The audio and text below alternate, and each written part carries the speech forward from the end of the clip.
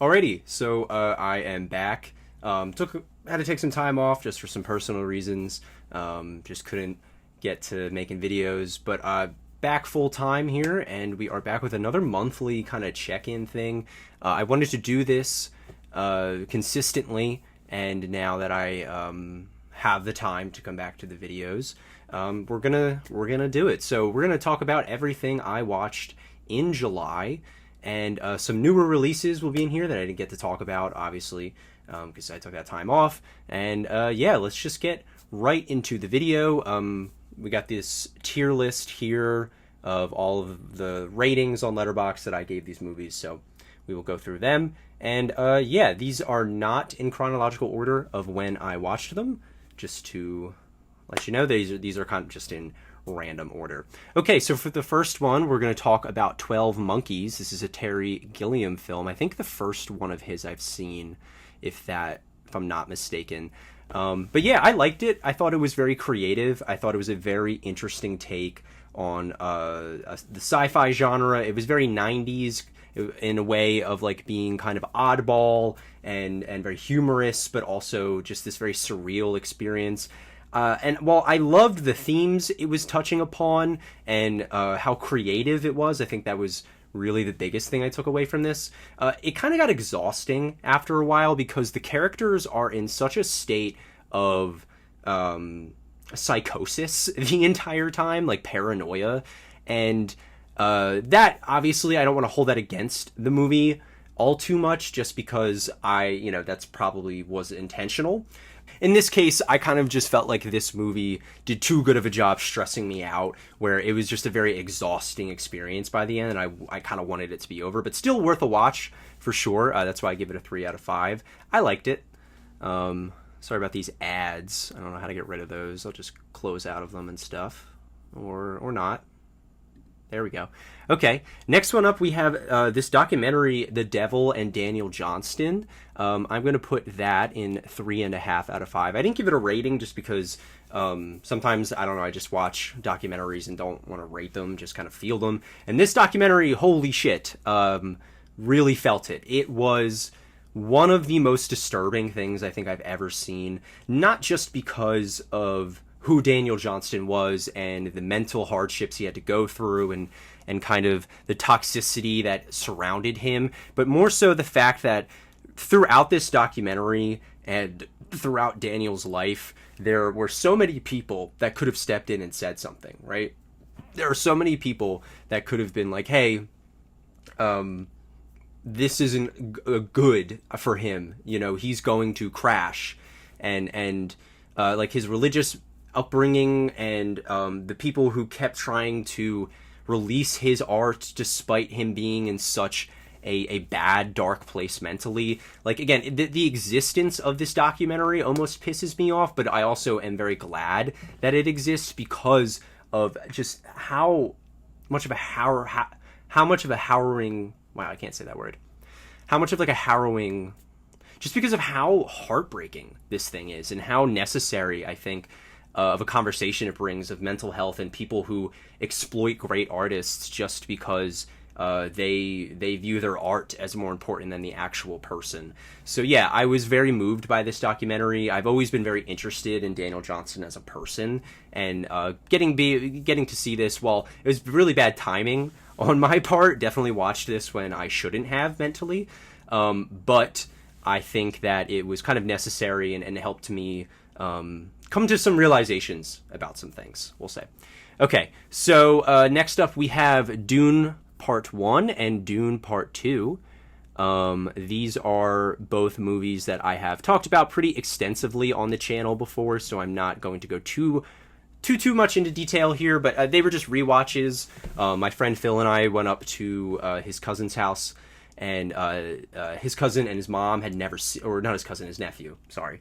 Not that that matters. But they had never seen the Dune movies, and we immediately like, oh, we have to watch these because these are incredible. And they are just as good, if not better, every single time I watch them. I start to pick up on new shit. I start to appreciate the little adaptation changes that they keep throwing new wrinkles into this movie or into this story. I cannot wait for Dune Part 3 or Dune Messiah. I think that's going to be one of the best films of the year. And yeah, I just grew even more of an appreciation for Dune with these. I think this is my third rewatch, or I think fourth time seeing the first one and third time seeing the second one.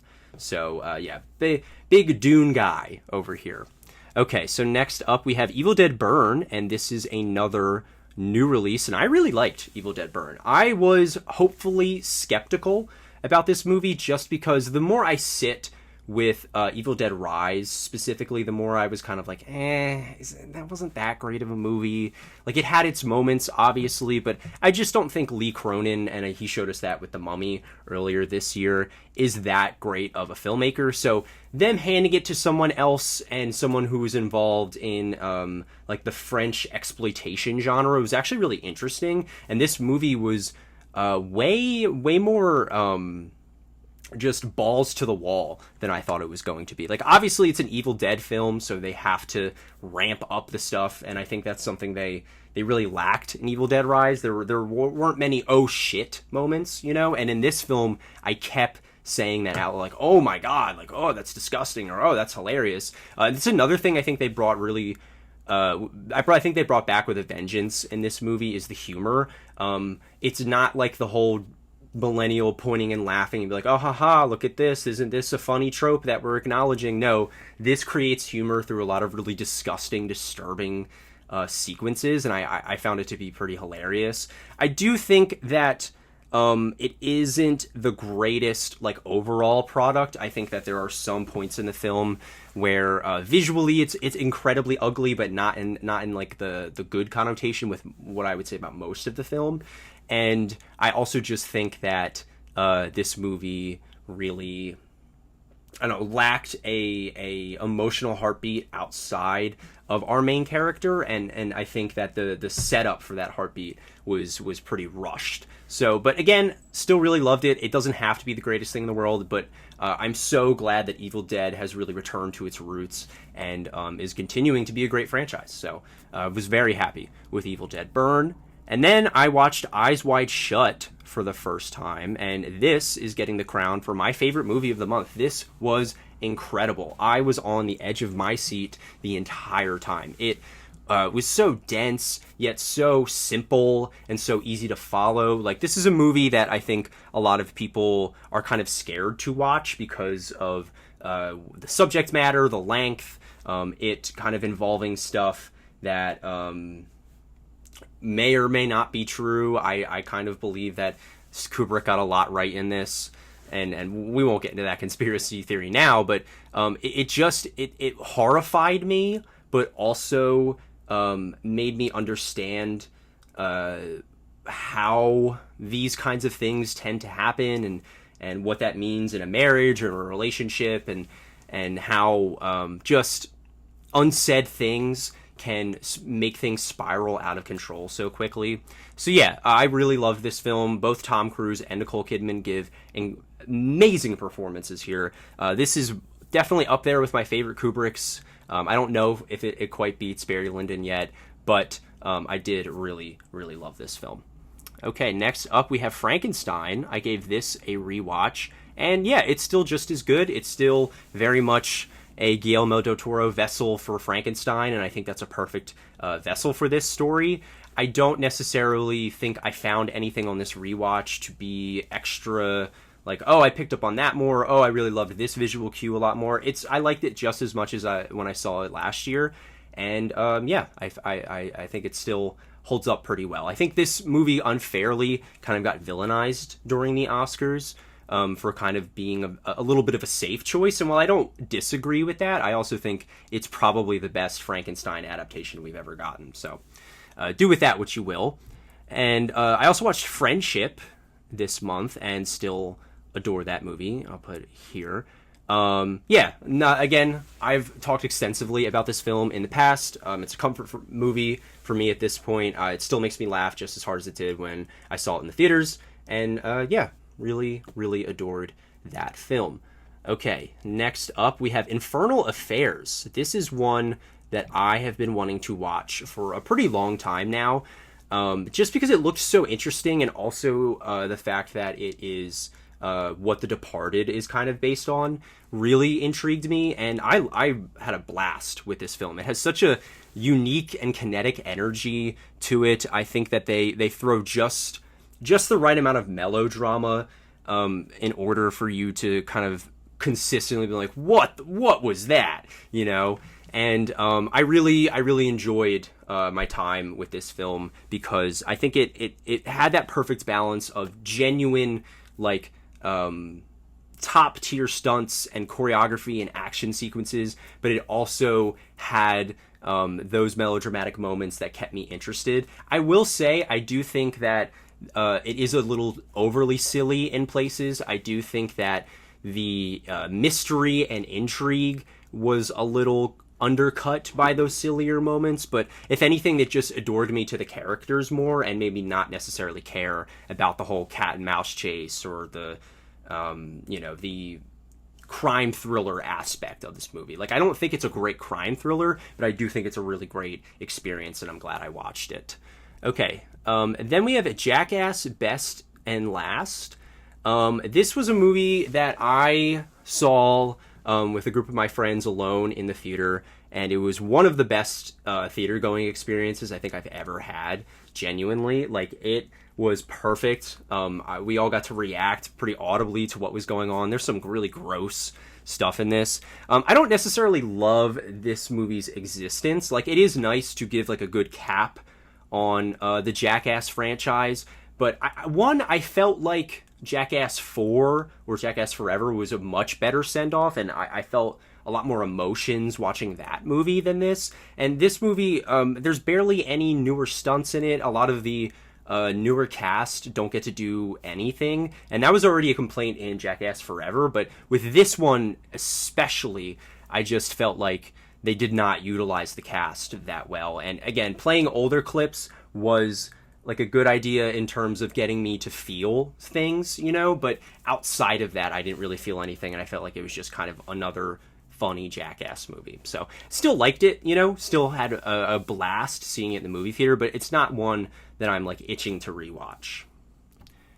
And then I watched Josh Johnston's Symphony, which is his latest special on HBO, and I loved it. I think he is one of the most creative voices in stand-up comedy right now. I think that he's doing stuff that not really anyone else is even trying. I think his specific cadence and the way he delivers stories is great.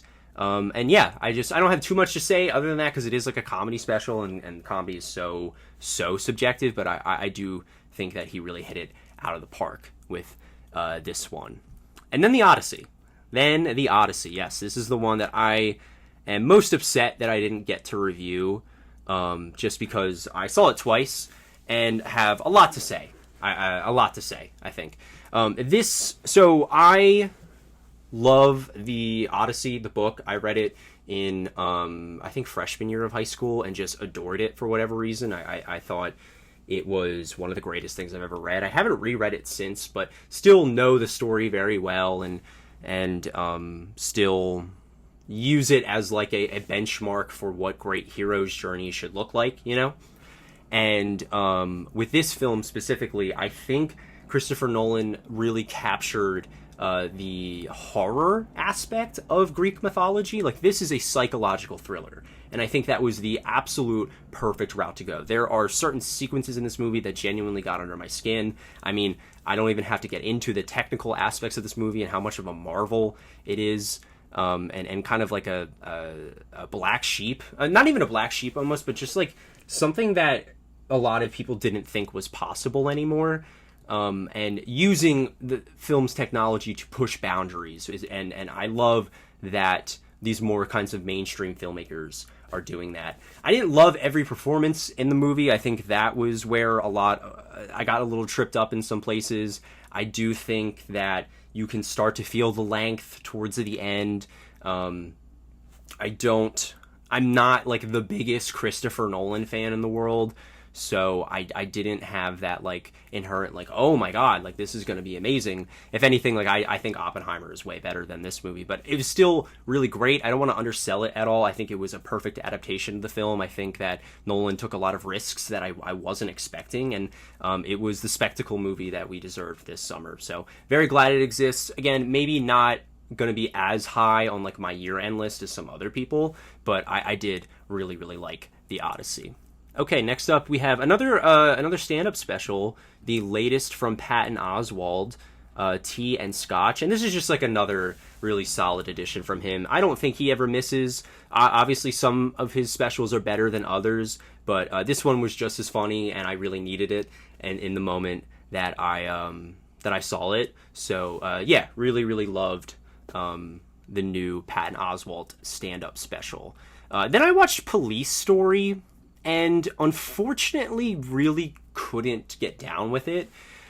It wasn't what I was expecting, I will say. I went into it thinking it was going to be another, like a similar to the other Hong Kong action movies that I've been watching recently, and it's very much not. Like, it's very much a slapstick comedy and an absurdist like slapstick comedy that kind of uses the tropes of the genre in order to subvert your expectations. And while that is cool, and I think that Jackie Chan is giving like a tour de force performance in this movie, I also think that I don't know, I just didn't find it funny. Like, it kind of got on my nerves, and there were some sequences that kind of got a little, I don't want to say like full on rapey, but like crossing that line to a point where I'm like, okay, that's a little much, that's making me uncomfortable. And that was just happening too often for me to really not check out. So yeah, I did not love this movie. And I don't know. I was disappointed, unfortunately. I was very disappointed. Okay, moving forward, we have Pulse. This is a Kuriosh. I always forget how to say his name. Something Kurosawa, the other Kurosawa, who directed Cure and Pulse, obviously. This is my second of his films that I have seen, and I think I'm going to put it here. Yeah. This is the second of his movies that I have seen, and I liked it. I thought it was very interesting. I loved the concept. I loved how much it played into like Y2K stereotypes of the time. I loved the outfits and the costumes in this movie. I think everybody looked great. It was very fun to follow. I think it was disturbing in some sequences genuinely got under my skin. I do think that the concept runs a little thin towards the end. I do think that this movie could have been even shorter than it is. And I think that sometimes Kurosawa's really deadpan style can undercut the actual amazing imagery that's being put forth, and the concepts that he comes up with are brilliant, but I don't know if he ever, at least with this movie, like it doesn't cross the finish line overly, but I still really liked it. I think it's a very fun horror movie, and I think it slots right there in the 3.5 slot. Okay, then we have Spider-Man Brand New Day. This is another one that obviously just came out pretty recently, and I really liked it. I did. I think it obviously took a lot of inspiration from Thunderbolts, like they're kind of taking cues from that film with this one, but I think it really works with the character of Spider-Man. I think it really ran with the concepts of like self-isolation and giving up your relationships for personal goals and how hard that can be, I think there were certain moments in here that definitely emotionally hit me really hard, specifically just personally. Like there were several moments where I was like, wow, okay, I lived through that, and that is a lot for me right now. But like putting that aside, it's also still a very fun Spider-Man movie. I loved his chemistry with John Bernthal. I thought that was fantastic. I think the MJ stuff was very poignant, and again, just hit a nerve with me. And I just think that it is a very well put together Spider-Man movie. I do think it has the same issues as a lot of other Marvel films. Like, even the best ones aren't going to be anything more than like a 3.5 for me, just because they all kind of have the same issues. The CGI is shoddy. They're kind of juggling too much at the same time. They're not overly committing to one thing, and the movie can feel really uneven because of that. I have all of those problems and kind of more with this film, so I'm not going to be like, I think this movie's great, I think it's going to make my year-end list, whatever. But I do think that it is probably the best Tom Holland Spider-Man movie, and is way better than No Way Home, so...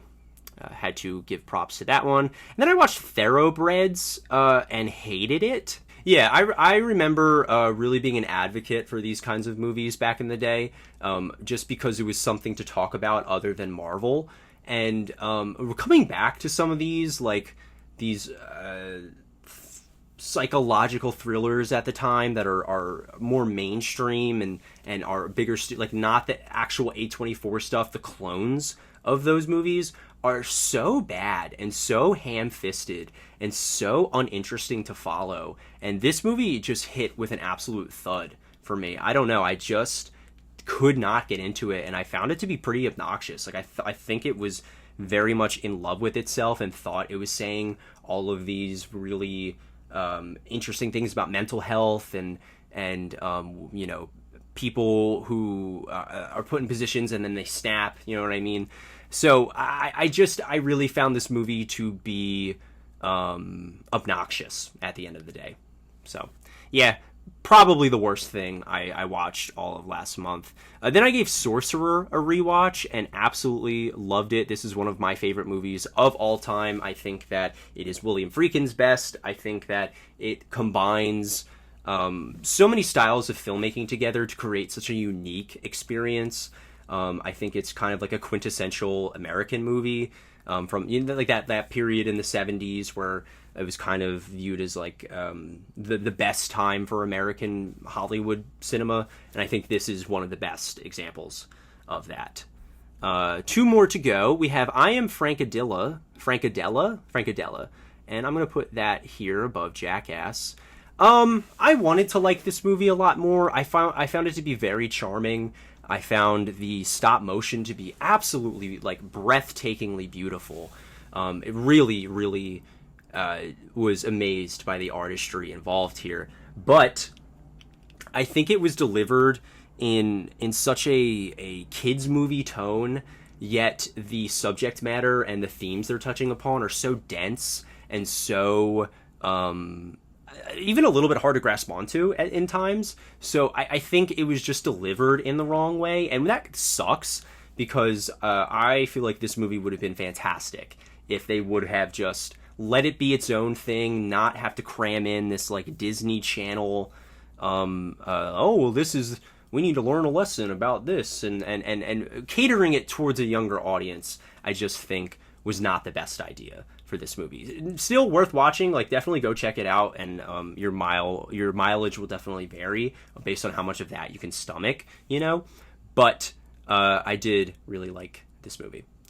No, I didn't love. I did like this movie. I just think that it was a lot of wasted potential. Okay, so next up is Come On, Come On, and actually this is the last movie we're going to be talking about here today, and it is something that I've been wanting to watch. I don't think I'll put it here. It's something I've been wanting to watch for a while. I've had it on Blu-ray for forever. I think when did it come out? 2021. And I'm really glad I watched it. It's the perfect kind of sad movie you need to put on to be hopeful about things. I think that it really paints life in this very beautiful picture of when one thing goes horribly wrong and throws your life into kind of a hurricane. Something kind of odd that you're not expecting will come along to push you through that and get you to a better place. You know what I mean? So, yeah, it was a movie that I thought was very sweet. It was never like saccharine or anything like that. I think Joaquin was phenomenal in this movie, and I think it's one of the most under-talked about films of the 2020s so far, because when I watched it, I was like, wow, why do people not bring this up more when they talk about some of the better movies that have come out this decade? Because this, I don't know, it really hit for me in that moment. So that's going to be all today. I have all of these movies here. Obviously didn't watch as much because wasn't as active on the channel. Again, personal reasons, but that is behind me now. I am ready to continue on continuing on. So I think there's something coming out sometime this week that I will also give a review to. I'm not sure what it is yet. And yeah, we're going to be seeing a lot more of me. So thank you guys so much for watching. Please don't forget to like and subscribe. And I will see you with the next video. Thank you so much.